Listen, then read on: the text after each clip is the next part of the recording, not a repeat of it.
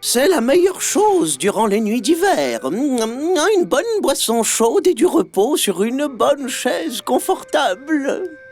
Louange à Dieu.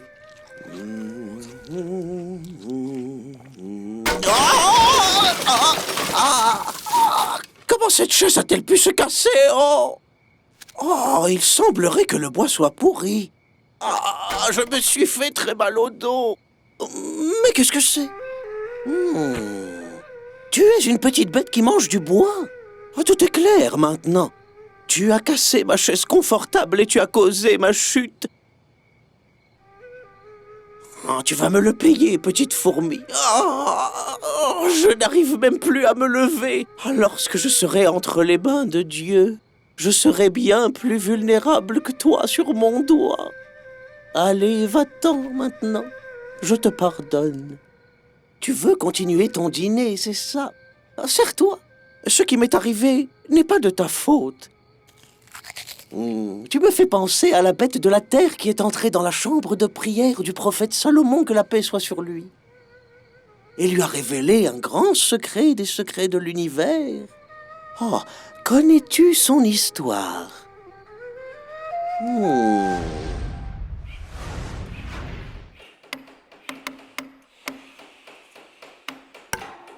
Pourquoi êtes-vous si en retard dans votre travail, ouvrière?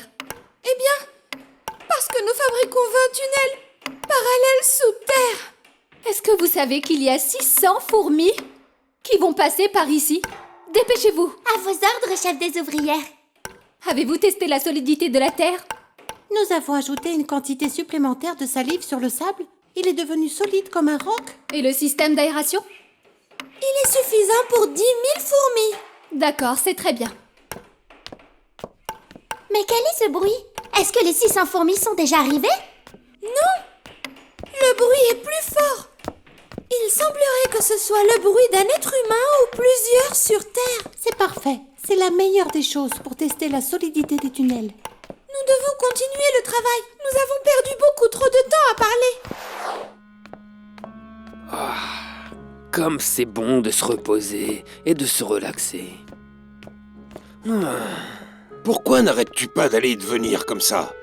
Je réfléchis. Tu réfléchis à quoi? Je réfléchis au travail qui me conviendrait le plus.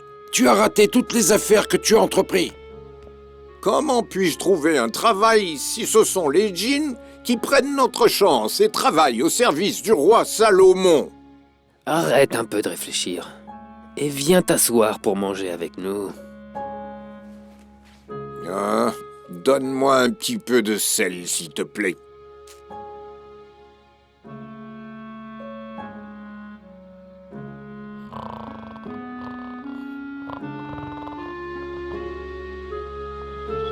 C'est quoi ça?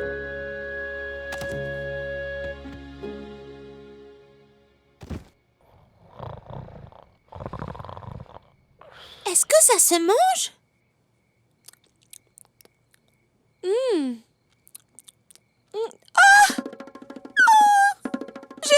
J'ai très mal! J'ai mal à l'estomac! Qu'est-ce que tu as mangé? J'ai mangé une grande pierre blanche! Je crois que c'était du sel, Farcia. Comment peux-tu manger quelque chose que tu ne connais pas? Mais j'ai seulement voulu goûter! Le médecin est là. Qu'est-ce que tu as mangé ce matin? Elle a mangé une grande quantité de sel. Mais c'est très dangereux. Pourquoi as-tu mangé du sel? J'ai voulu essayer quelque chose d'autre. Pas que du bois. Tu as mal agi, ma fille. Tu es une fourmi rongeuse. Ta seule nourriture est le bois. Comment mon estomac peut-il supporter le bois et ne pas supporter le sel? Car ton estomac contient une bactérie qui peut digérer le bois. C'est quoi une bactérie? La bactérie est une créature minuscule. Pour cela, nous ne pouvons pas l'apercevoir, exactement comme l'homme regarde sous ses pieds et ne nous voit pas, nous, les fourmis. Qui, l'homme? Vous voulez dire la créature que le Seigneur a privilégiée par la raison? Il pense certainement à des choses aussi grandes que lui. Non, pas toujours. Ce qui compte maintenant, c'est que tu te reposes et que tu ne manges rien d'autre que du bois. Seulement du bois farcien, on est d'accord?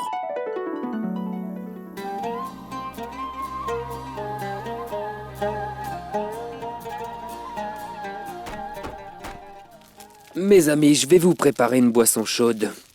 Regardez les ombres du feu sur le mur. Ça fait peur. Oui, c'est comme si c'était des figures de djinns. Est-ce que t'as déjà vu un djinn, toi? J'ai des amis qui en ont vu de leurs propres yeux.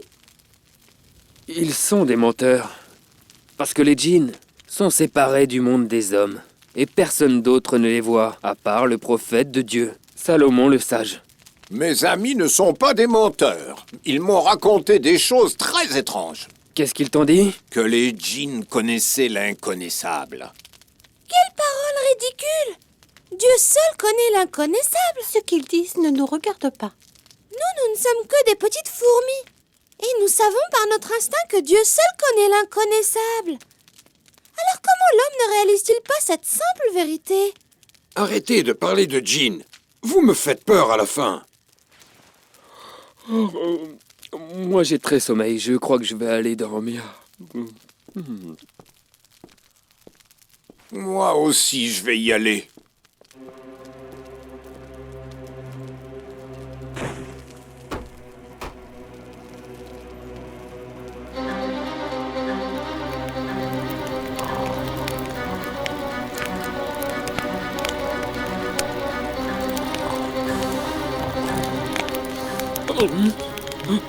Attendez-moi! Dépêchez-vous! Attendez-moi! Attendez-moi! Organisez-vous! Descendez dans les tunnels les uns après les autres. Nous ne pouvons pas nous taire pour ce qui vient de se passer. Allez, Farcia, descends. C'est les djinns qui ont fait ça. Ils se sont mis en colère et ils nous ont brûlé notre maison.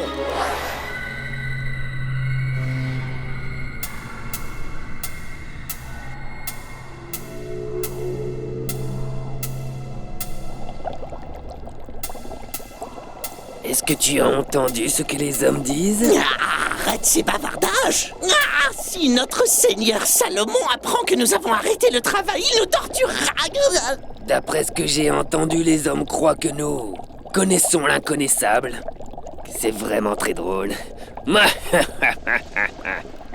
Peut-être que nous connaissons l'inconnaissable sans savoir que nous savons! C'est quoi ces paroles mystérieuses?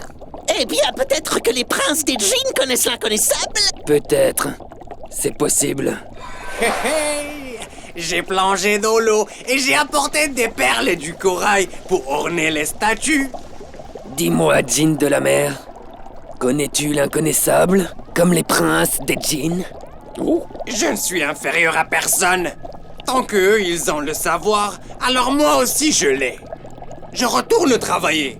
Vous me retardez avec vos histoires. Wouhou!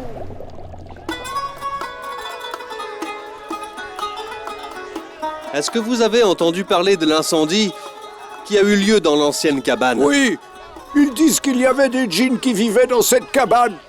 Et quand les ouvriers les ont dérangés, ils se sont mis en colère et ils ont brûlé l'endroit.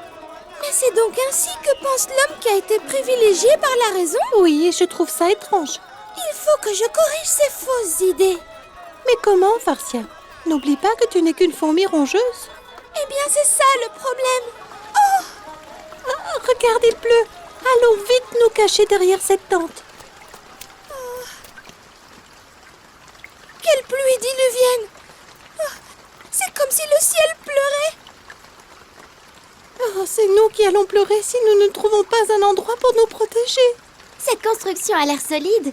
Elle n'est pas vide de l'intérieur, alors allons-y. On va ronger le mur. Impossible! C'est un mur en or, c'est une matière très solide que nous ne pourrons pas ronger. Ce sont des murs en or. Mais à qui appartient cet endroit?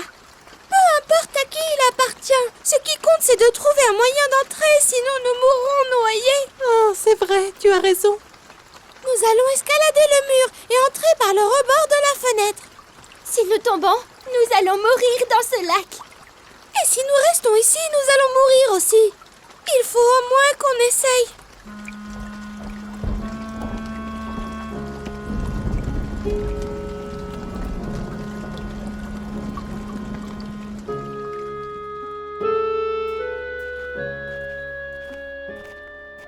Attendez! C'est la chambre de prière du prophète Salomon, paix soit sur lui. Est-ce que tu en es sûr? Oui, Il est assis là-bas en appuyant tout son corps sur sa canne. Peut-être qu'il prie. Ou peut-être qu'il est en train de méditer. Il est si beau et a tellement de prestance. Est-ce qu'on lui demande la permission d'entrer? Tu es folle ou quoi? Nous sommes des fourmis. Et c'est un endroit pour la prière. Regardez! Les rayons de soleil entrent dans la chambre. Louange à Dieu. La pluie est arrêtée. Redescendons alors. Attendez-moi!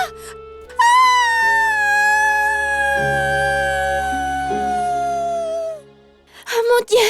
Farcia est tombée! Est-ce qu'on la laisse ici? Et que pouvons-nous faire d'autre? On pourrait essayer de la sauver. On mourrait nous aussi. Farcia n'est pas la première fourmi à tomber quelque part. C'est l'ordre de Dieu.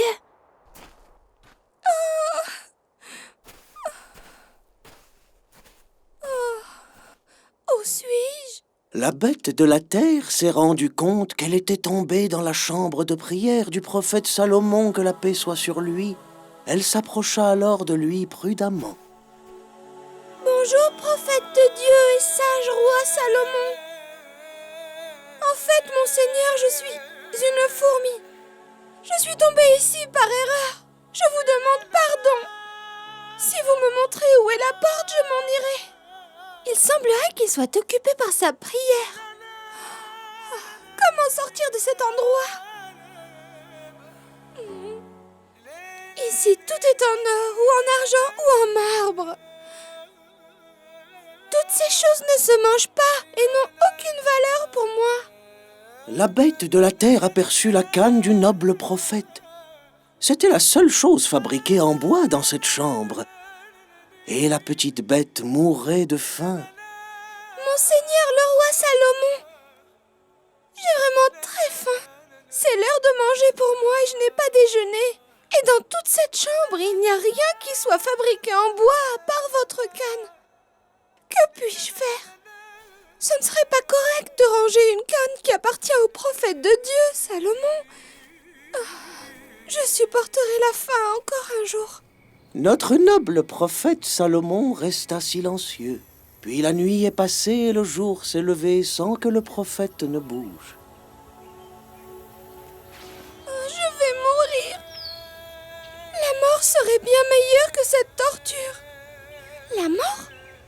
Qu'est-ce que je dis? Est-ce que mon Seigneur serait... Ses nobles lèvres sont toutes blanches. Et son visage est très pâle. Et ce silence qu'il garde depuis que je suis là, toutes ces choses signifient qu'il est mort.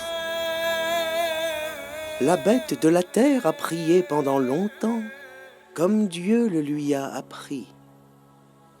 Que la paix et les salutations de Dieu soient sur vous, noble prophète.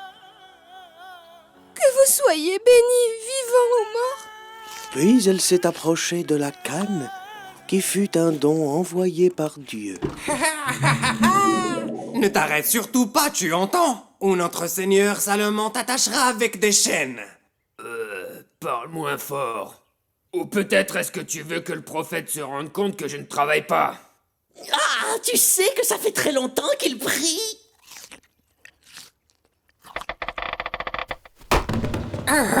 Tu as entendu ce bruit? Hein? Regarde, c'est le prophète de Dieu Salomon. Est-ce qu'il a perdu connaissance? Je crois qu'il est mort. Je crois qu'il est mort depuis longtemps. Mais personne ne savait. Sauf la bête de la terre qui a mangé sa canne. Est-ce que cela signifie que nous sommes débarrassés du travail? On est plutôt débarrassés de la torture. Nous sommes libres maintenant. Nous pouvons aller dans n'importe quel endroit. Allez, viens! La mort du noble prophète a révélé que nous ne sommes rien du tout. Nous ne connaissons pas l'inconnaissable et nous ne comprenons même pas ce que nous voyons devant nous. Nous avons été défiés par une plus petite créature que nous, la bête de la terre. Grâce à Dieu, tu vas bien, Farcia. Ça a été les jours les plus difficiles de toute ma vie. Tout sur terre va disparaître et il ne restera que le Seigneur Tout-Puissant. Toi au moins, Farcia, tu as fini par réaliser ce dont tu rêvais. Comment ça? Tu as voulu montrer à tout le monde que seul Dieu connaissait l'inconnaissable. Après ce jour, plus personne ne discutera de ça. C'est vrai, ma chère. Louange à Dieu. J'ai révélé, moi, la petite fourmi, la vérité à tout le monde. Et ainsi, j'ai anéanti la prétention des djinns. Je l'ai anéantie quand j'ai fait tomber la canne. Et malgré que ma bouche soit presque invisible, elle a révélé la fin du règne du grand roi Salomon. Et lorsque nous eûmes décidé sa mort, les djinns ne s'en rendirent compte que grâce aux termites qui avaient rongé la canne qui lui servait d'appui. Et quand il s'écroula, les djinns convinrent que s'ils connaissaient le mystère, ils n'auraient pas continué à exercer aussi longtemps une tâche si avilissante. Allah le Majestueux a dit vrai. Oui, la bête de la terre a révélé la fin du règne du grand roi Salomon. C'était un royaume auquel ont participé les plus grandes et les plus fortes créatures qui existent sur cette terre, mais aussi les plus minuscules des créatures. Béni soit le Seigneur qui permet et qui empêche, et qui donne et qui reprend. Béni soit celui qui a fait un début pour toute chose, et qui a fait une fin pour toute chose. Béni le Tout-Puissant pour le début et pour la fin.